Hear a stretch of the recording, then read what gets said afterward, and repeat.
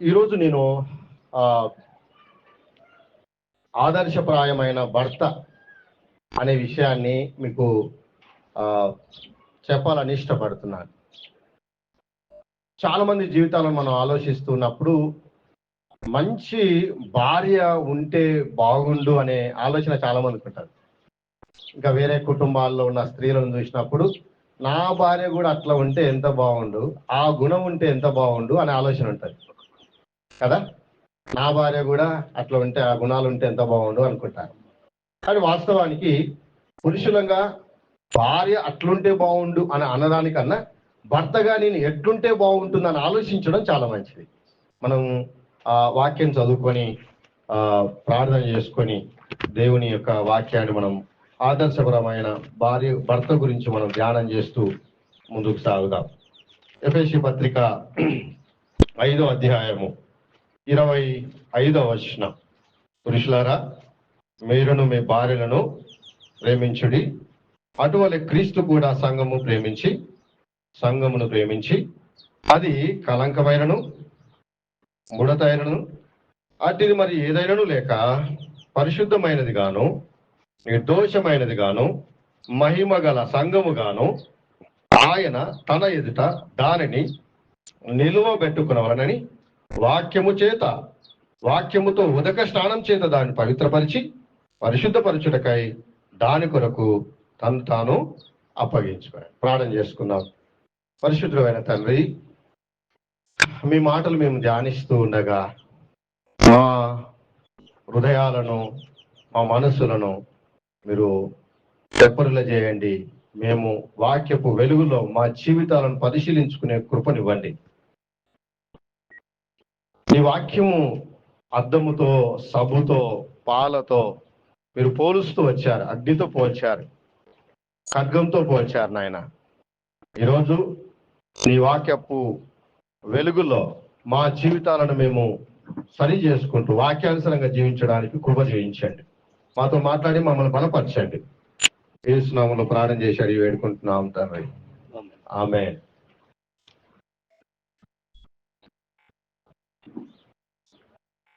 ఆదర్శపరమైన భర్తగా మనం ఎట్లుండాలో లేఖనాలు అనేక వచనాలు మనకు ప్రోత్సాహకరంగా ఉన్నాయి. చదవబడిన లేఖన భాగము ఎఫెసీయులకు రాసిన పత్రికలో నుంచి మనం చదువుకున్నాం. ఇది భార్యాభర్తల జీవన విధానం గురించి పెళ్లిల్లో చాలాసార్లు మనము బోధించాం. చాలాసార్లు మనం అనుదిన జీవితంలో కూడా చదివాం. ఒక భర్తగా నీ భార్యను ప్రేమించాలనే మాట చిన్నప్పటి నుంచి వింటూనే ఉన్నాం కదా. ఈ మాట తెలియని భర్త, బహుశా క్రైస్తవ భర్త ఎవరు కూడా ఉండకపోవచ్చు. కానీ ఆదర్శపరమైన భర్తగా మనం ఒకవేళ మన జీవిత విధానం ఉండాలంటే ఎటువంటి ప్రేమ కలిగి ఉండాలో ఈ వచనంలో మనకు అనిపిస్తుంది. ఈ వాక్య భాగంలో మనకు ఒక ఎగ్జాంపుల్, ఒక వ్యక్తిని మోడల్గా మనకు చూపించారు. ఆయన ఎవరు అనంటే యేసుక్రీస్తు ప్రభు. ఆయన గురించి ఏం రాయబడింది, ఆయన ఏం చేశాడు అని అంటే చూడండి, ఏమంటున్నాడు, అటువలే క్రీస్తు కూడా, ప్రియులారా, అటువలే క్రీస్తు కూడా సంఘమును ప్రేమించి అది కలంకమైన ముడతైన అట్టిది మరి ఏది లేకుండా పరిశుద్ధమైనదిగా నిర్దోషమైనదిగా మహిమ గల సంఘంగా ఆయన తన ఎదుట నిలువబెట్టుకొనవలనని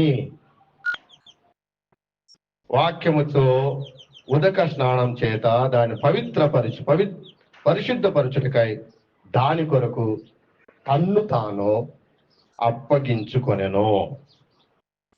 ఆదర్శపరమైన భర్తగా మనం ఉండాలంటే మనకు ఒక వ్యక్తి మోడల్గా కనిపిస్తున్నాడు, మాదిరిగా కనిపిస్తున్నాడు. వాస్తవానికి ఈ వచన భాగంలో భార్యాభర్తల సంబంధాన్ని ప్రభువైన యేసుక్రీస్తు, అంతేకాకుండా తన వధువైన సంఘంతో పోలికను చేస్తూ ప్రభువైన యేసుక్రీస్తు సంఘం కొరకు ఏం చేశాడో ఆ విషయాన్ని ఇక్కడ ముందుంచి భర్తలను ప్రోత్సహిస్తూ పలికిన మాటలు ఇక్కడ పరిశుద్ధాత్మ దేవుడు తన భక్తుల ద్వారా రాయించి పెట్టాడు. ఏం చేశాడు ఆయన?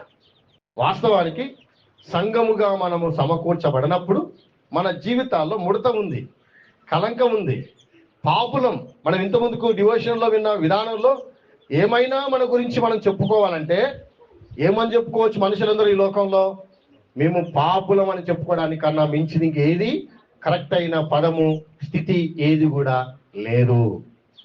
నిజంగా మనుషులందరూ కూడా పాపులని లేఖనం ఘోషిస్తుంది.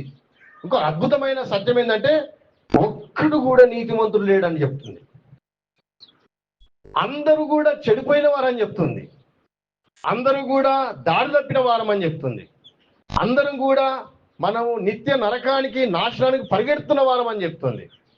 ఇంకా మనము భ్రష్టులమని, ఇంకా మనము దౌర్భాగ్యులమని, ఇంకా మనము బలహీనమని, ఇంకా మనము పాపులమని, దేవుని యొక్క దృష్టిలో మనము భక్తిహీనులమని, అంతేకాకుండా దేవునికి వ్యతిరేకంగా జీవిస్తూ శత్రువులమని లేఖనం చెప్తుంది. సరే, ఆలోచన చేద్దాం. భర్తలుగా గుర్తుంచుకోవాల్సిన విషయం ఏంటంటే కొన్ని మాటలు మనం ధ్యానిస్తూ ఉన్నప్పుడు దేవుని యొక్క పిల్లలంగా, రక్షించబడిన వారంగా, కుటుంబ యజమానులుగా, ఒక స్త్రీకి భర్తగా మన జీవితాలు ఎటువంటి ప్రేమ కలిగి ఉండాలో ఈ వచనాల్లో మనం చూస్తూ నేర్చుకోవచ్చు. అటువంటి స్థితిలో మనుషులు ఉన్నప్పుడు, మనమంతా ఉన్నప్పుడు దేవుడు ఏం చేశాడు? తన్ను తాను అప్పగించుకున్నాడు.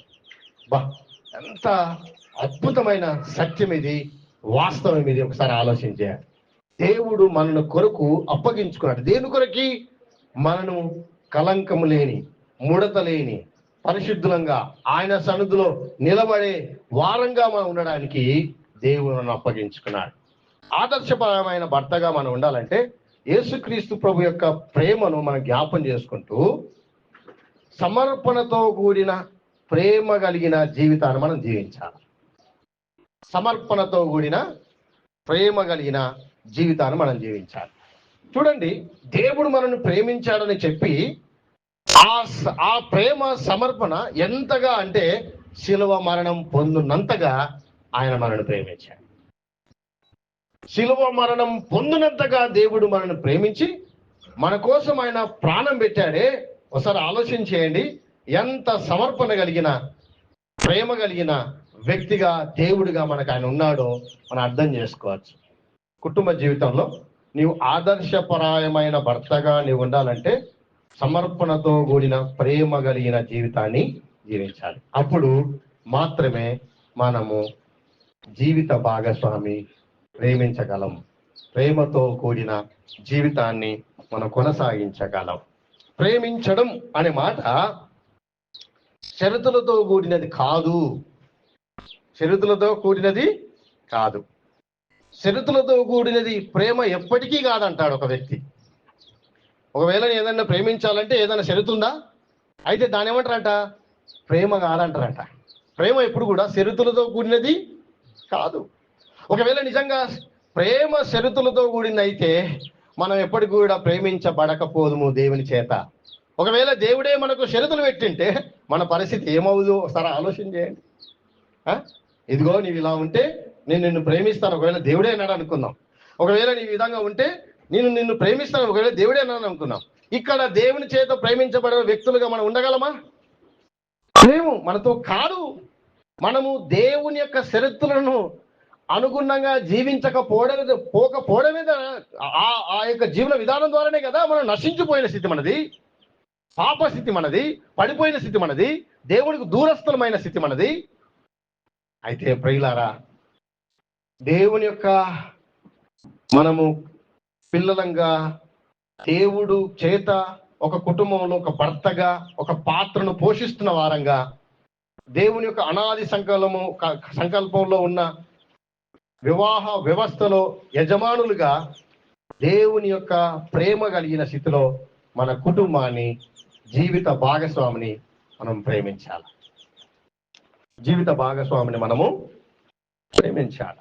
ఈ విషయాన్ని మనము ఎప్పుడు కూడా మర్చిపోకూడదు. కాబట్టి ఇక్కడ ఒక మాట మనం గుర్తుంచుకోవాల్సిన విషయం ఏంటంటే, నీవు నీ భార్యను ప్రేమించే విషయంలో, మనము నా భార్యను ప్రేమించే విషయంలో ఏ షరతులతో, ఏ విధానాలతో ప్రేమిస్తున్నాం, లేకుంటే విధానాలు లేకుండా, షరతులు లేకుండా ప్రేమిస్తున్నామా అనేది ప్రశ్నించుకోవాల్సిన అవసరం.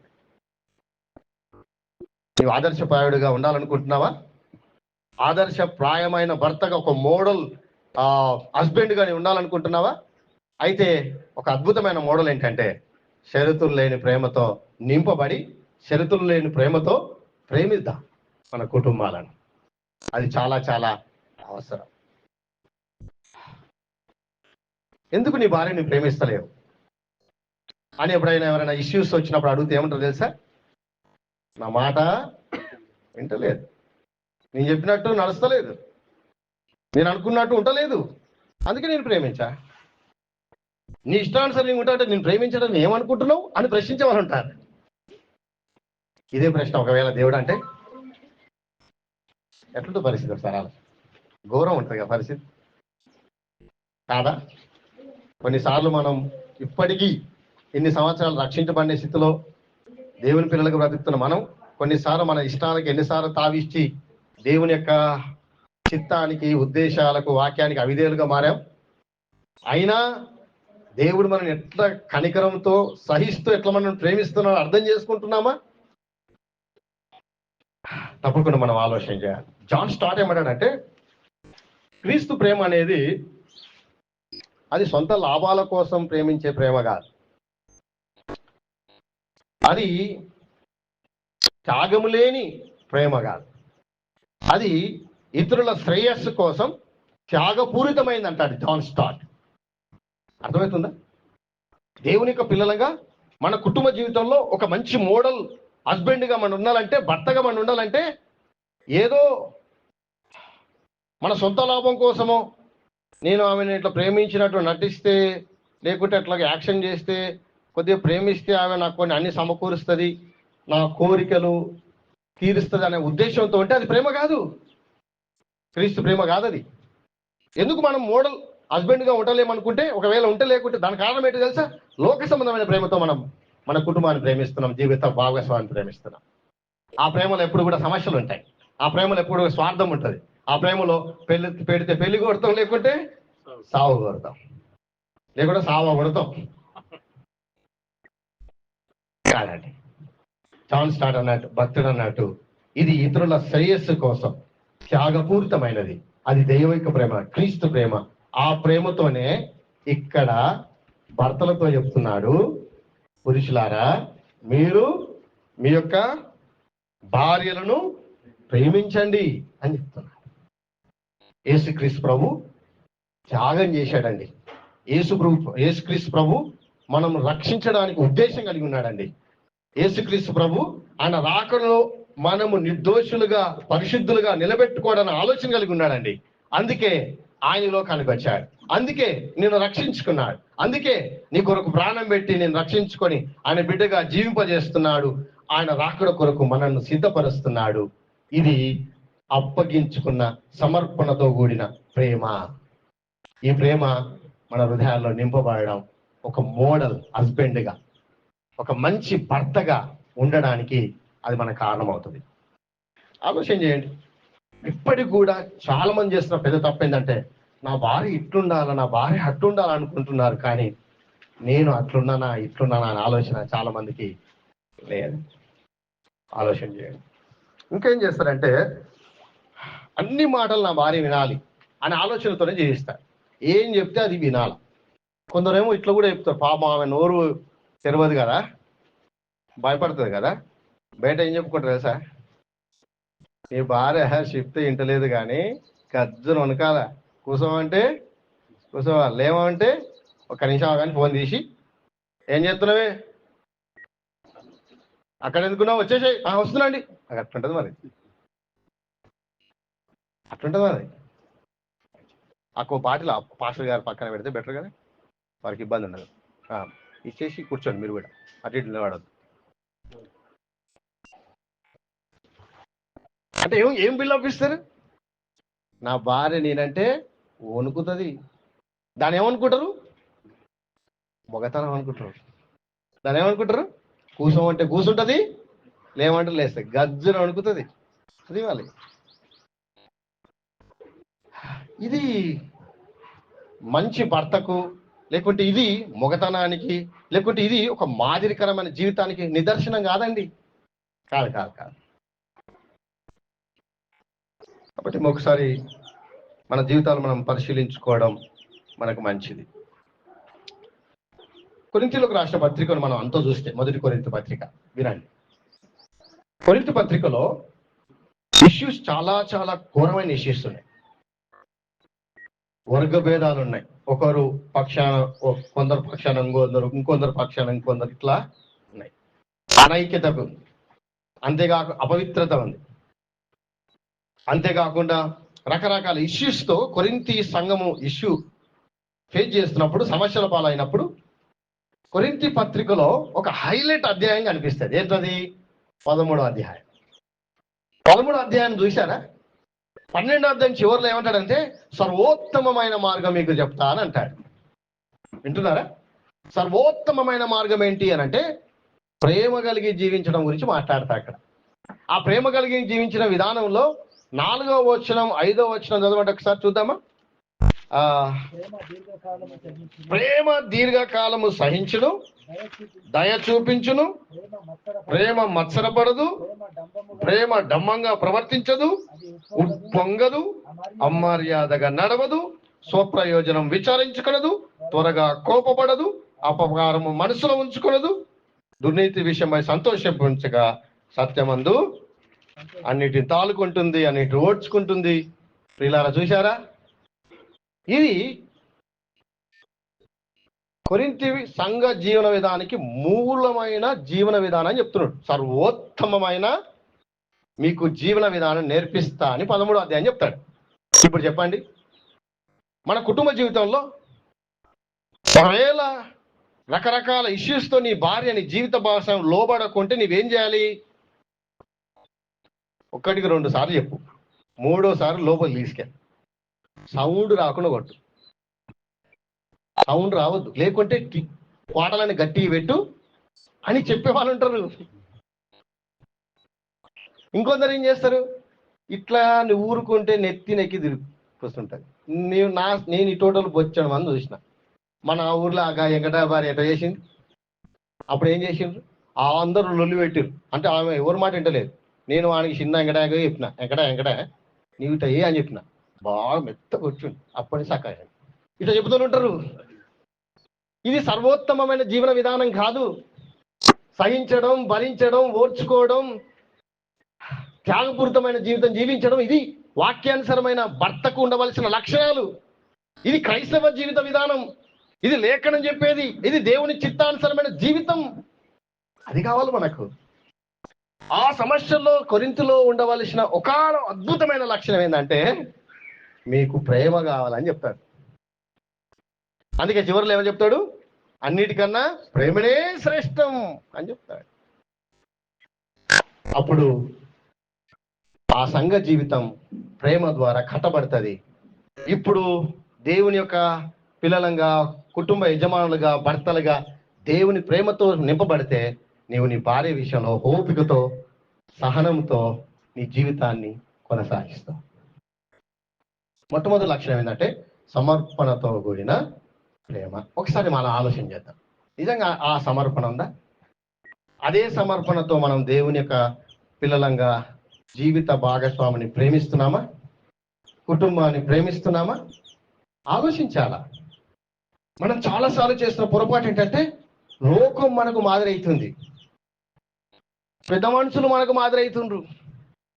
వాళ్ళు ఏం చెప్తారు, నీకు తెలియదు, ఆమె నోరు తెరువు ముందుకు ఇంత ముందుకేంటి కరెక్ట్ ఒక 70 వేసింటే ఈ పరిస్థితి రాకపోవు అని చెప్పేవాళ్ళు అంటారు. కాదు, అది సర్వోత్తమమైన మార్గం కాదు. అది దేవుని యొక్క ప్రేమతో మనము మన కుటుంబాన్ని ప్రేమిస్తే ఆమె జీవితాల్లో, కుటుంబ జీవితంలో దేవుడు మార్పు తీసుకొస్తాడు. ఆ సహనం, ఆ ఓపిక, ఆ దీర్ఘశాంతం, ఆ ఉప్పొంగిన తత్వం, ఆ డంబము లేని జీవితం మనని వాక్యానుసారంగా మనని జీవింపజేస్తుంది. ఆదర్శప్రాయమైన భర్తగా నేను నిలబెడతాను. ఇప్పుడు చెప్పండి, ఎవరైనా మంచి భర్త ఎవరైనా ఊర్లో ఉన్నారా అంటే ఏం చెప్తాడు? బాగా కొట్టుతాడా? లేకుంటే ఆమెను నోరు మెదపకుండా గజ్జును ఉనికించుతాడా? లేకుంటే ఆమెకు అభిప్రాయం కానీ ఇష్టాలు కానీ ఏమి లేకుండా ఆమెను గురించి పట్టించుకోకుండా ప్రేమించకుండా ఉండతాడా? వాళ్ళు ఎవరిని లెక్క పెట్టరు, వాళ్ళని అనరు. ఎవరిని అంటారు అంటే తన భార్యను ప్రేమిస్తూ ఆమెను సంరక్షిస్తూ ఆమె విషయంలో కేర్ టేకర్గా ఉంటూ శ్రద్ధ వహించే వారిని మంచి చూసుకుంటాడు. కాబట్టి ఒకసారి మన జీవితాలు మనము ఆదర్శపరమైన భర్తగా ఉన్నామా లేమా అనేది మొట్టమొదటిగా మనము చూసుకోవాల్సిన అవసరం ఉంది. రెండవది చూడండి, అదే వచనం మనం చూస్తే 26-27 వచనాలు. 26-27 వచనాలు. అటువలే క్రీస్తు కూడా సంఘమును ప్రేమించి అది కలంకమైన ముడత అయినా అట్టిది మరి ఏదైనా లేక పరిశుద్ధమైనది గాను నిర్దోషమైనది గాను మహిమ గల సంఘము గాను ఆయన తన ఎదుటని దానిని నిలవబెట్టుకునవాలని వాక్యముతో ఉదక స్నానం చేత దాన్ని పరిశుద్ధపరచుటకై తను తాను అప్పగించుకొని. వీటి రెండవది మనకు అనిపించేది ఏంటో తెలుసా? ప్రభు అయిన యేసుక్రీస్తు మనం రక్షించుకున్న తర్వాత, సంఘంలో చేర్చబడిన తర్వాత, పరిశుద్ధాత్మ దేవుడు మనలో ఉండి ఆయన యొక్క స్వాధీనంలో మన జీవితాన్ని కొనసాగిస్తున్నప్పుడు దేవుని యొక్క వాక్యము చేత దినదినము మనము ఆయన రాకడ కొరకు మనం పవిత్రపరచబడుతూ సిద్ధపడుతున్నాం. ఆయన సన్నిధిలో మహిమ గల దేవుని పిల్లలంగా సంఘముగా నిలవబెట్టుకోవాలని దేవుడు ఏర్పాటు చేశాడు. దేవుడు మనను కన్నాడు, ఆయన మనను కొని కన్నాడు, తన ప్రాణాన్ని వెలపెట్టి మనను కొన్నాడు. ఆయన కృప ద్వారా మనం రక్షించబడ్డాం, ఆయన పిల్లలుగా మన లోకంలో జీవిస్తున్నాం. అట్లా కొనిన దేవుడు ఇడిచిపెట్టలే. దేవుడు మనకు సంఘాన్ని ఇచ్చాడు, అంతకన్నా ముందుగా పరిశుద్ధాత్మలో ఉంచాడు. ఆయన మనకు సంఘ సహవాసంలో మన జీవితాన్ని కొనసాగిస్తున్నప్పుడు వాక్య ధ్యానంలో మన జీవితాలను కడుతూ ఉన్నాడు. వాక్యం ద్వారా దినదినం పవిత్రపరచబడుతూ ఉన్నాం. అవునా కదా? చూడండి, దేవుడు తన రాకడ కొరకు తన సంఘాన్ని ఎట్లా లీడ్ చేస్తున్నాడు, ఎట్లా నడిపిస్తబడుతున్నాడు. రెండవది, ఆదర్శపరమైన భర్తలో తన కుటుంబానికి ఆధ్యాత్మిక నాయకుడిగా ఉంటాడు. తన కుటుంబాన్ని లీడ్ చేస్తాడు, ఆధ్యాత్మికంగా నడిపించేవాడుగా ఉంటాడు. యేసుక్రీస్తు ప్రభు ఒక మోడల్ మనకు. ఆయన మనని నడిపిస్తున్నాడు.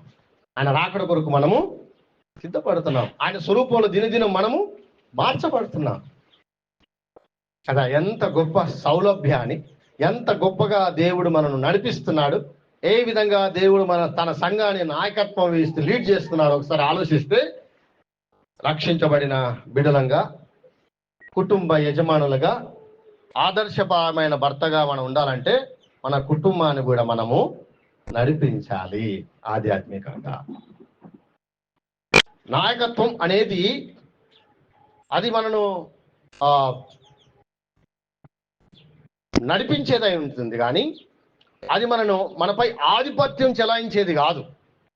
కుటుంబానికి నీవు నాయకుడు అంటే కుటుంబంపై ఆధిపత్యం చెలాయించడానికి దేవుడిని నాయకుడిగా ఉంచాలి. ఆధిపత్యం అంటే ఏంటి అర్థం? అంటే నిన్ను వెంబడించే వారిని నీవు కఠినత్వంతో వాళ్ళని నేను అణగదొక్కుతూ నడిపిస్తావు. క్రూరత్వం ఉంటుంది నీలో, భక్తిహీనత ఉంటుంది నీలో, మాదిరికరమైన నాయకుడిగా ఉండలేకుండా జీవించే జీవితం అది ఇక్కడ చెప్తలేడు. అది మన జీవితంలో ఉండాలని కోరుకోవట్లేదు. ఆదర్శపరమైన భర్తగా నీవు నీ కుటుంబానికి నీవు స్పిరిచువల్ లైఫ్లో ఒక మోడల్, ఒక లీడర్, ఒక నాయకుడు. నీవు 128వ కీర్తన ఏం కనిపిస్తుంది మనకు? యెహోవా యందు భయభక్తులు కలిగి ఆయన త్రోవలో నడుచు అందరూ ధన్యులు, నిశ్చయముగా నీవు నీ చేతుల కష్టాలను అనుభవిస్తావు. నీ భార్య నీ లోగిట నీ భార్య నీ బల్లపు చుట్టూ. చూడండి ఒకసారి చదువుదామా, చదివితే బెటర్. ఒక్కసారి 128వ కీర్తన మనం చూద్దాం. 128వ కీర్తనలో మొదటి వచనం నుంచి చదువుతాను. యెహోవా యందు భయభక్తులు కలిగి ఆయన త్రోవలో నడిచేవారందరూ ధన్యులు, నిశ్చయంగా నీవు నీ చేతుల కష్టాలను అనుభవిస్తావు. నీవు ధన్యుడవు, నీకు మేలు కలుగును. తర్వాత నీలోగిట నీ భార్య ఫలించు ద్రాక్ష వలె వలనును, నీ భోజనపు వల చుట్టూ నీ పిల్లలు ఒలీవ మొక్కల వలె ఉందరు. ఏమంటున్నాడు ఇక్కడ? ఆధ్యాత్మిక జీవితంలో కుటుంబాన్ని నడిపించే నాయకుడు భర్త. ఆత్మీయ నాయకుడిగా భర్త ఉండాలి. మన లోకంలో ఏం చూస్తాం? మామూలుగా ఏం చూస్తాం? భక్తి జీవితం అనేది స్త్రీలకు సంబంధించింది లోకంలో, అవునే కదా? అందుకే వాళ్ళే వారానికి 3 సార్లు 4 సార్లు ఉపవాసాలు ఉంటారు. వాళ్ళే అందుకే వాళ్ళ భక్తి జీవితం అంటే స్త్రీలకు సంబంధించిన లోకంలో కనిపిస్తుంది మనకు. కానీ దేవుని యొక్క పిల్లలుగా, ఒక ఆదర్శపరమైన భర్తగా ఫస్ట్ భక్తి అనేది నీలో ఉండాలి అని చెప్తున్నా. నీవు భక్తిపరుడవు, ఆధ్యాత్మికంగా నీవు నడిపించే నాయకుడుగా నీవు ఉండాలి. నీవు భక్తిపరుడు అయితేనే అది నేను చేయగల. ఒకసారి మనం ఆలోచన చేద్దాం. మన కుటుంబాన్ని నడిపిస్తున్నామనడానికి మనము ఆదర్శపరమైన భర్తగా ఉండడం ఎంత ఆశిస్తున్నావో అందుకు అనుగుణంగా మన కుటుంబాన్ని నడిపిస్తున్నామా? లేకుంటే నీవు వెళ్ళు, నీవు చేసుకో, నీవు చూసుకో అన్నట్టు భక్తి విషయంలో భార్యకు అప్పగిస్తూ కుటుంబ పిల్లలకు చెప్తూ మనం భక్తిహీనంగా ఉంటున్నాం అనేది ప్రశ్నించుకోవాలి. ఎట్లుంది నీ భక్తి? ఎట్లా మన కుటుంబానికి ఒక మోడల్గా మనం ఉన్నాం అనేది తప్పకుండా ఆలోచించవలసిన విషయం ఇది. మళ్ళొకసారి చెప్తున్నా, అందరు కూడా వినండి. భక్తి జీవితం లోకస్తులకైతే స్త్రీలకు సంబంధించింది. భక్తి జీవితం క్రైస్తవ జీవన విధానంలో కుటుంబ యజమానికి సంబంధించింది. ఇశ్రాయేల్ అందరూ కూడా తమ ఇష్టానుసారంగా జీవిస్తుంటే యెహోషువ అంటాడు, నేనును నా ఇంటి వారు యెహోవా అని. మీ ఇష్టం ఏమైనా చేసుకోండి. ఒక మంచి సమర్పణ ఆధ్యాత్మిక నాయకుడిగా యెహోషువ కనిపిస్తాడు. నేనును నా ఇంటి వారు యెహోవా సేవిస్తాను.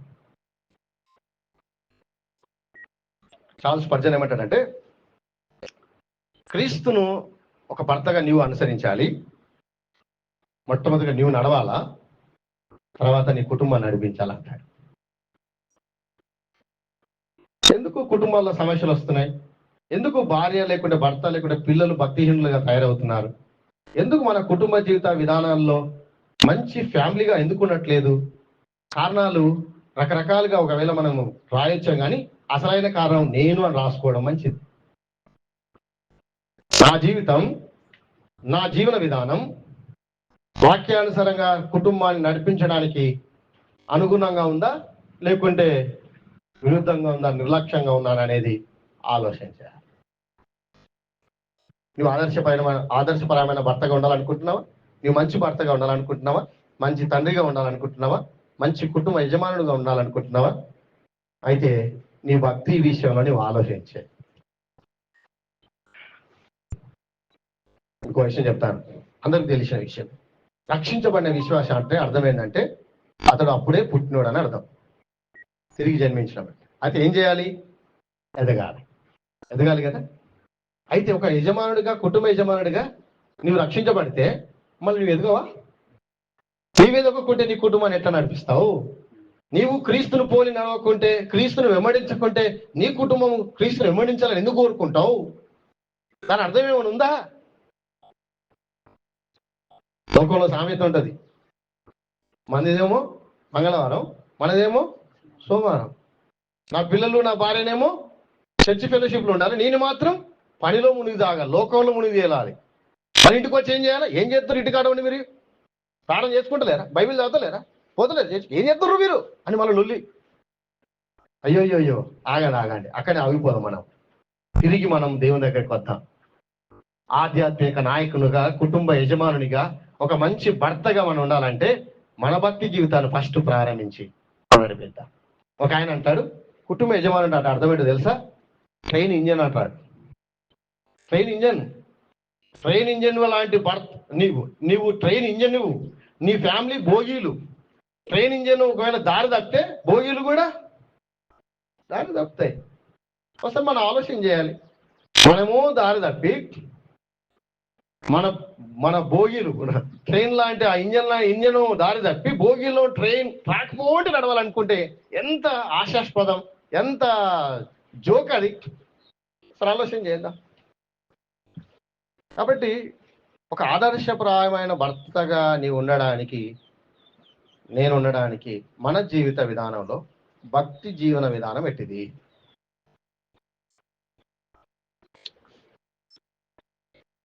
ఎటువంటి విధానాల్లో మన బ్రతుకులు మనం జీవిస్తున్నాం?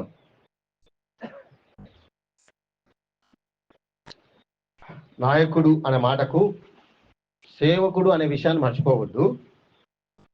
సేవకుడు అనే మాటకు అర్థం ఏంటంటే నీ కుటుంబానికి భక్తి విషయంలో నీవు సేవ చేయాలని అర్థం అంటున్నాడు ఒక భక్తుడు. చాలా మంది పాస్టర్లు ఉన్నట్టు అనిపిస్తున్నారు. మనం సంఘానికి సేవ చేయడమే కాదు, కుటుంబానికి సేవ చేయాలి. అంటే కుటుంబానికి వాక్యం నేర్పించాలి, కుటుంబానికి వాక్యానుసారంగా లీడ్ చేయాలి, కుటుంబంతో కలిసి ప్రార్థించాలి, కుటుంబంతో దేవుని సన్నిధి గడుపుతూ దేవుని చిత్తానుసారంగా మనము మాదిరికరంగా జీవిస్తూ కుటుంబాన్ని ఆ విధంగా నడిపించాలి. మన కుటుంబానికి నాయకులమైతే మన కుటుంబానికి సేవకులం అనే విషయాన్ని మర్చిపోవద్దు. వాళ్ళకి ఎట్లా మనం నేర్పిస్తున్నాం, వాళ్ళకి ఎట్లా మనం నడిపిస్తున్నాం అనేది తప్పకుండా మనం ఆలోచన చేయాలి. మా సైడ్ ఒక సామెత ఉంటుంది, ఏంటంటే గుమిల బియ్యం గుమిలో ఉండాలా, ఆ పిల్లలు మాత్రం పందికొక్కులాగా ఉండాలా, కొంచెం బాగా పులిప. నేను మాత్రం భక్తిహీనతో ఉంటాను, నా భార్య నా పిల్లలు మాత్రం భక్తిపరులుగా. ఇందుకోసమే గారు నేను కష్టపడేది, కన్నమ కష్టం చేసి మీకు పోషిస్తుంటే మీరు భక్తిహీనులుగా తయారవుతారని చాలా మంది బాధపడుతున్నారు. ఫస్ట్ ఆగండి. నీవు కష్టపడేది, శారీరకంగా కష్టపడేది వాళ్ళ భక్తిహీనతలో వాళ్ళను పోషించడానికి తప్ప వాళ్ళ భక్తిలో నడిపించడానికి పనికిరాదు. అది కుటుంబ యజమానులుగా ఎంతగా మనం పోషించడానికి ప్రయాసపడుతున్నామో వాళ్ళని భక్తిలో నడిపించడానికి అంతగా మనం ప్రయాసపడేవారుగా మన జీవితాలు ఉండాలి.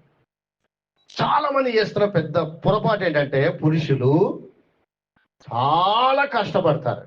నిజంగా నేను చాలా మంది చూసిన వాళ్ళ కష్టం చూస్తే ఎంత కష్టపడతారో చాలా అప్రిషియేట్ చేస్తా. ఆ విషయంలో నేను వాళ్ళని మెచ్చుకుంటా, వాళ్ళ నుంచి ఆ విషయంలో నేర్చుకుంటా నేను. కానీ భక్తిలో మాత్రం తమ కుటుంబాన్ని నడిపించే విషయంలో మాత్రం ఇప్పటికి కూడా 0, కొందరు 10% అన్నట్టు కష్టపడుతున్నారు.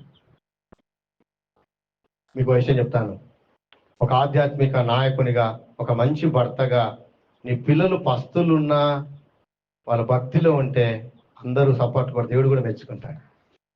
కానీ నీ పిల్లలు పస్తులుగా ఉండి బాగా తిని భక్తిహీనులు అయితే దేవుడు కూడా మెచ్చుకోడు.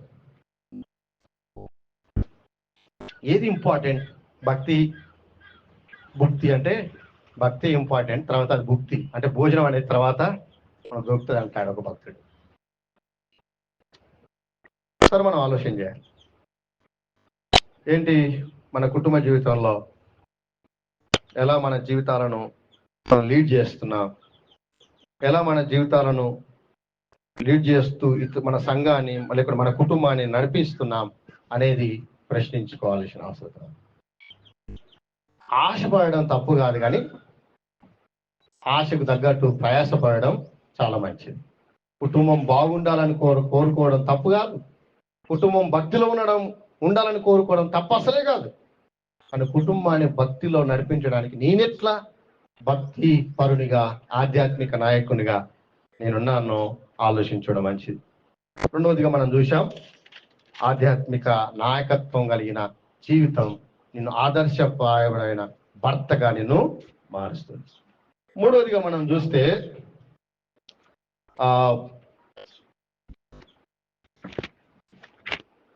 చూడండి ఒకసారి, మనము కొద్దిగా అవుట్ ఆఫ్ వెళ్దాం.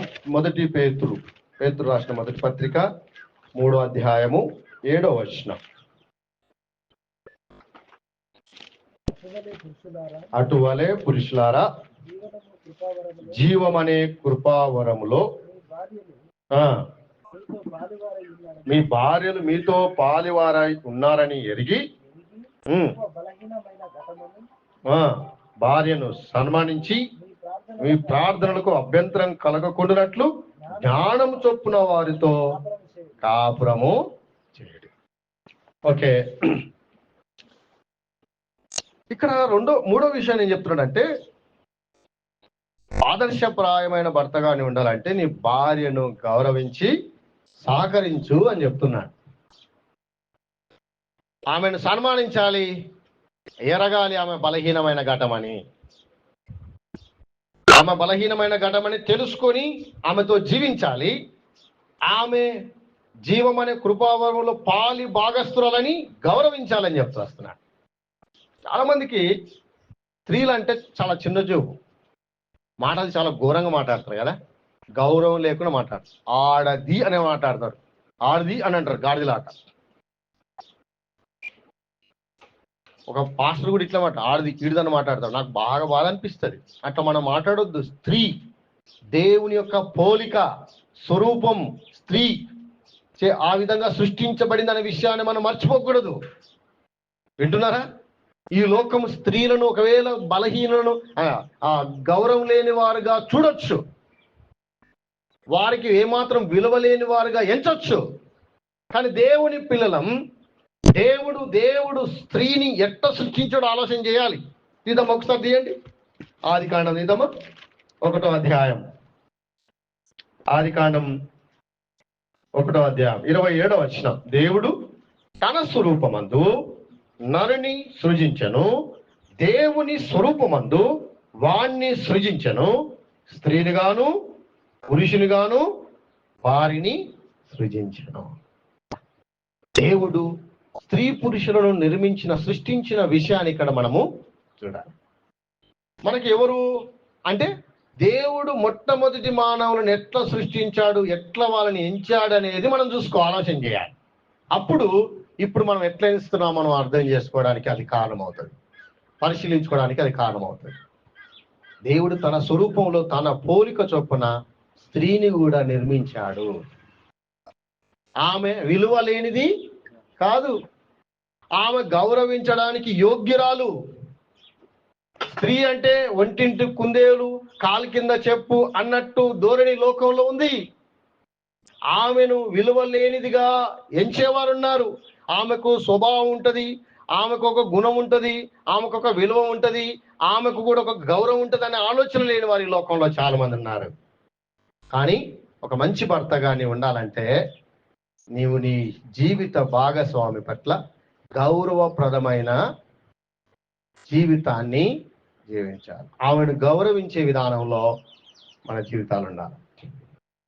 ఎటు పడితే అట్లు మాట్లాడడానికి, ఏం చేస్తాం నీతోనూ ఏమవుతుంది అనే విధానంలో మనం ఎప్పుడు కూడా వారిని గౌరవించాలి. ఆమె కూడా దేవుని కృపకు పాత్రురాలు. ఏమంటున్నాడు అక్కడ? జీవం అనే కృపావరంలో ఆమె నీతో కూడా పాలి భాగస్తురాలు. అంటే ఏంటి? దేవుడు కృప చూయించి రక్షించాడు మనను, అవునా కదా? దేవుడు తన స్వరూపంలో తన పోలిక చొప్పున స్త్రీ పురుషుని నిర్మిస్తే ఏమైంది తెలుసా? ఇద్దరూ పాపం చేసి దేవునికి దూరం అయిపోయారు. దేవుని దృష్టిలో ఏ పాపి ఎక్కువ? స్త్రీ పాప, పురుష పాపే?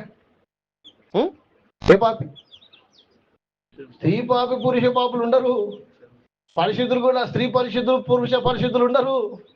అందరము పాపులమే, ఇంక్లూడింగ్ స్త్రీ కూడా.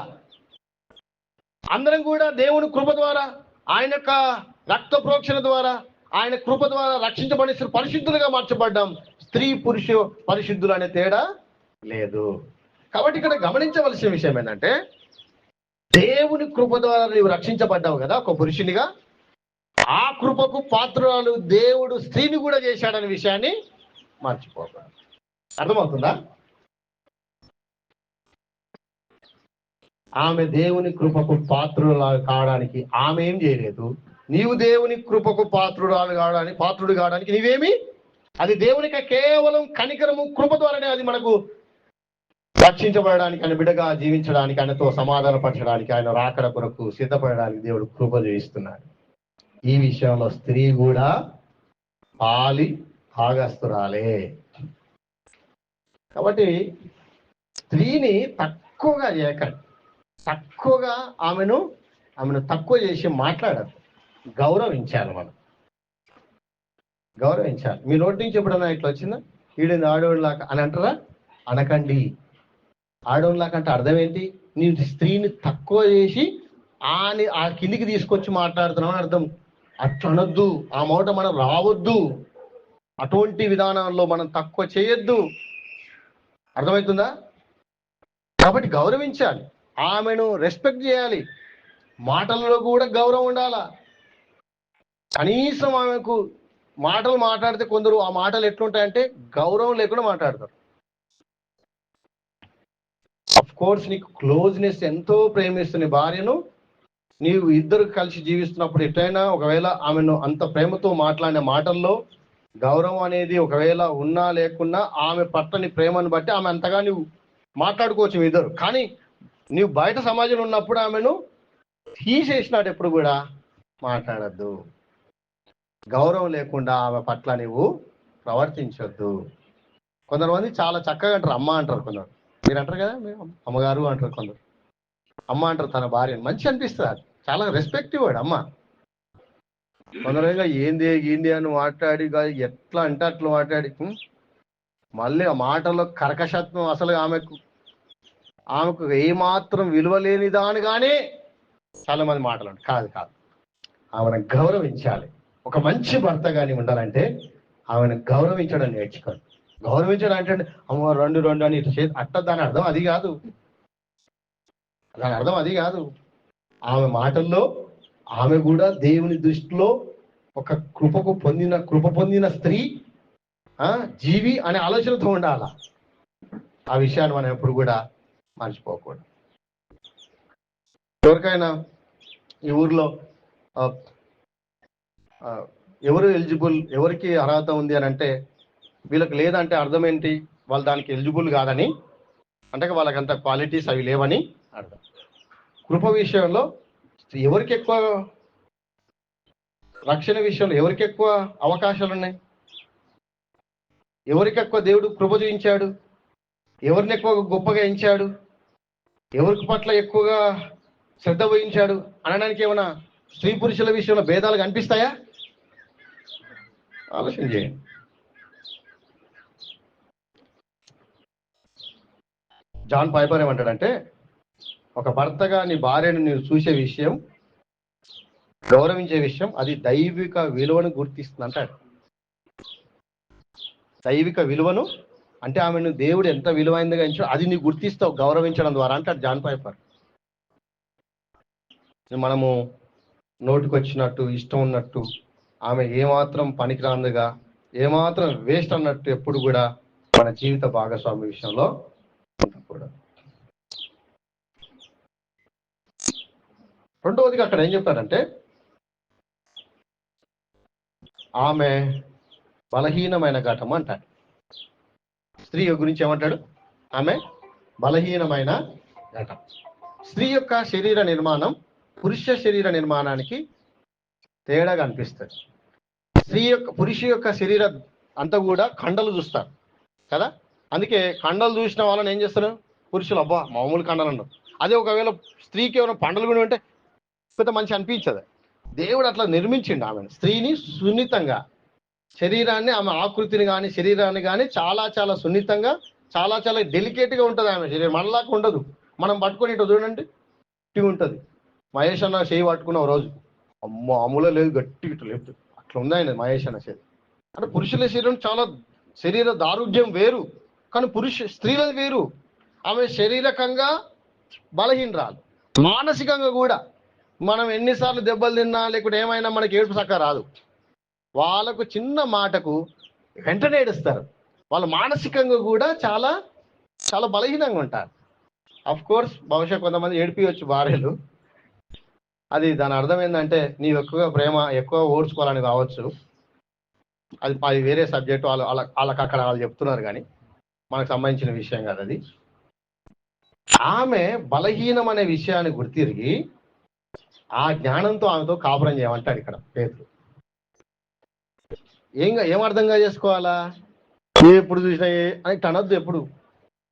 ఆమె మెంటల్గా ఫిజికల్గా చాలా వీక్ పర్సన్, బలహీనరాలు అని అర్థం చేసుకొని ప్రవర్తించాలి.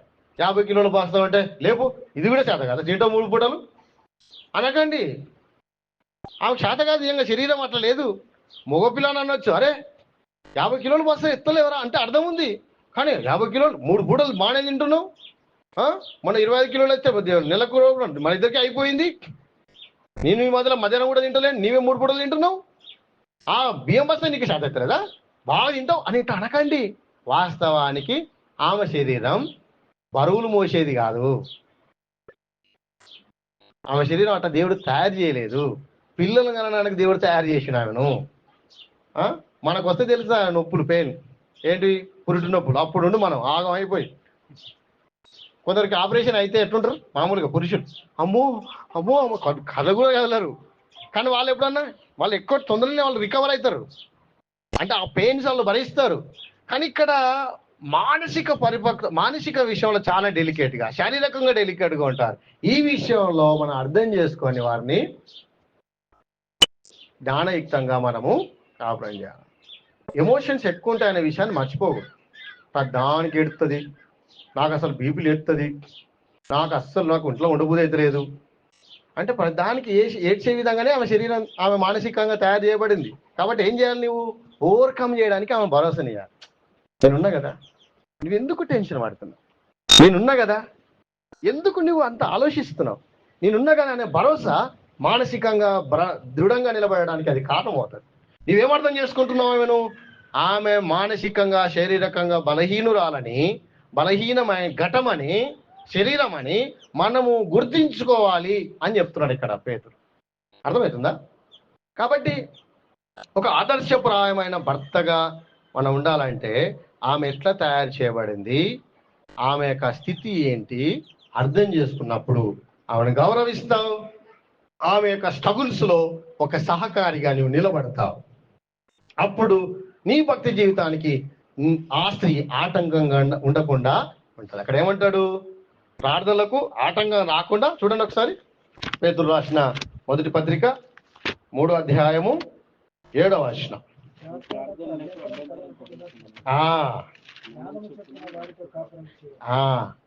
మీకు ఒక విషయం చెప్పనా, పక్కింటులతో లొల్లి పెట్టుకుంటే నువ్వు జయిస్తావు, కానీ ఇంట లొల్లి పెట్టుకుంటే అంత ఆగమే జీవితం. తద్వారా ఏమవుతుంది, ఆమె ఎక్కువ బలహీనరాలు, చిన్నదాన్ని ఎప్పుడు గుర్తుపెట్టుకుంటుంది. మనం అన్నమాట అసలు గుర్తుండదు మనకు. ఆమె ఎక్కువ గుర్తుపెట్టుకొని మాటి గుర్తు చేసుకుంటుంది, వీక్ అయిపోతుంది, చాలా స్ట్రగుల్స్ ఫేస్ చేస్తుంది. విశ్వాసంలో కానీ, మానసికంగా కానీ, శారీరకంగా కానీ బలహీనమైపోతుంది. ఆ స్థితిలో మనం అర్థం చేసుకొని సపోర్ట్ ఇవ్వడం ద్వారా ఏమవుతుందంటే, సహకరించడం ద్వారా ఆమె ఆ స్ట్రగుల్ నుంచి బయటపడడానికి కారణమవుతుంది. అప్పుడు ఒక మంచి మోడల్ భర్తగా నీవు ఉంటావు. అర్థం చేసుకోకపోతే, నీ భార్యను నీవు అర్థం చేసుకోకపోతే వాళ్ళ అమ్మలు అర్థం చేసుకుంటారు, వేరే రకంగా మీ ఇంట్లో సమస్యలకు వాళ్ళు కారణమవుతారు. అర్థం చేసుకోవాలి, అర్థం చేసుకొని సపోర్ట్ ఇవ్వాలి, నేనున్నానే భరోసాని ఇవ్వాలి. ఒక మంచి భర్తగా వారికి మనం గౌరవిస్తూ ఆమె ఆలోచనలను మనం పరిగణలోకి తీసుకొని మనం ముందుకు సాగాలి. అంతేగాని ఎందుకు వచ్చిన వీడికి చక్కగా నీకేం తెలుసు, తప్పు నీకేం తెలియదు అని ఇట్లా గదిరించండి. నిర్ణయంలో నీ భార్యకు నీ తావు ఇవ్వండి. ఆమె ఆలోచనలను ఆమె పంచుకునే విధంగా సమయం ఇవ్వండి. ఆమె ఆలోచనలు గౌరవించండి. ఒకవేళ అది వాక్యానుసారంగా లేకుంటే, అంత జ్ఞానయుక్తంగా లేకుంటే, ఇట్లయితే బాగుంటుంది అనుకుంటా ఒకసారి ఆలోచన చేయని ఆమెకి ఇడిచిపెట్టండి. అంతేగాని ఏమాత్రము పరిగణలోకి తీసుకోకుండా, ఏమాత్రము గౌరవించకుండా, ఆమె మాటకు అసలు విలువలే లేకుండా నీ కుటుంబ జీవితంలో నీవు ఉంటే నీవు మోడల్ హస్బెండ్గా ఉండలేవు, మంచి భర్తగా నీవు ఉండలేవు. అట్లా చేయొద్దు. ఇక్కడ ఏం చెప్తున్నాడు, ఆమె కూడా గౌరవానికి, ఆమె కూడా దేవుని కృపకు పాత్రురాలనే విషయాన్ని మర్చిపోకుండా ఆమెతో నువ్వు కాపురం చేయమని చెప్తున్నాడు. జ్ఞానంగా కాపురం చేయమంటున్నాడు. కానీ నీ భార్యకి ఏది ఇష్టమో, ఆమెకు ఏ విధమైన ప్రోత్సాహమో అవసరమో, ఆమె ఎంత వీక్గా బలహీనంగా ఉంటుందో అర్థం చేసుకుంటున్నప్పుడు నీవు జ్ఞానంతో ఆమెతో కాపురం చేస్తావు, జ్ఞానంతో ఆమెతో ప్రవర్తిస్తావు, ఆమెను ఒక మంచి నాయకునిగా నడిపిస్తావు నువ్వు. అప్పుడు నీ కుటుంబ జీవితంలో ఒక మంచి భర్తగాని ఉండడానికి అది కారణమవుతుంది. చాప్మన్ అనే ఒక భక్తుడు ఏమన్నాడంటే, వివాహం అనేది వివాహ వ్యవస్థలో భార్య అనే పాత్రను దేవుడు నీకు బహుమతిగా ఇచ్చాడు. అది దేవుని యొక్క ఉద్దేశాలు నెరవేర్చడానికి సహకారి అనే విషయాన్ని మర్చిపోదంటాడు. అర్థమైందా? ఒక కుటుంబ జీవితంలో భార్యాభర్తల పాత్ర ఎట్టిదంటే, దేవుడు ఒక వివాహ వ్యవస్థ గురించి ఒక ఉద్దేశం కలిగి ఉన్నాడు. అయితే ఒక గిఫ్ట్ ఇచ్చాడు నీకు, ఎవరు? నీ భార్యను. ఎందుకు? సహకారిగా. దేనికోసం? దేవుని ఉద్దేశాన్ని నెరవేర్చడానికి. నీ ఉద్దేశాలుగా, నా ఉద్దేశాలుగా, మన తల్లిదండ్రుల ఉద్దేశాలుగా, మన పక్కింటోళ్ళ ఉద్దేశాలుగా, ఈ లోక ఉద్దేశాలుగా, దేవుని యొక్క ఉద్దేశం ప్రకారం వైవాహిక జీవితం ఉండాలంటే ఆమెకి బహుమతని, ఆమెకి సహకారాన్ని ఆలోచన చేయంటాడు చెప్పమని. అందుకే 13వ అధ్యాయంలో ఏమంటాడు? ఎబ్రీ పత్రికలో పౌలు లేకుండా భక్తు రచయిత ఏమంటాడు?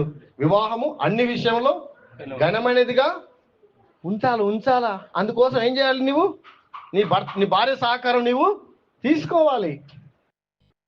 దేవుని ఉద్దేశం అప్పుడు నెరవేర్చడానికి కారణమవుతుంది. కుటుంబ జీవితంలో మంచి భర్తగా ఉండడానికి ఆమెను గౌరవిస్తూ, ఆమె సహకారాన్ని తీసుకుంటూ నువ్వు ముందుకు సాగితే ఒక మంచి భర్తగా నీవు ఉంటావు. ఇంకొక మాట ఏంటంటే, ఆమె జీవిత భాగస్వామి స్వతంత్రాలు అనే విషయాన్ని మర్చిపోకు.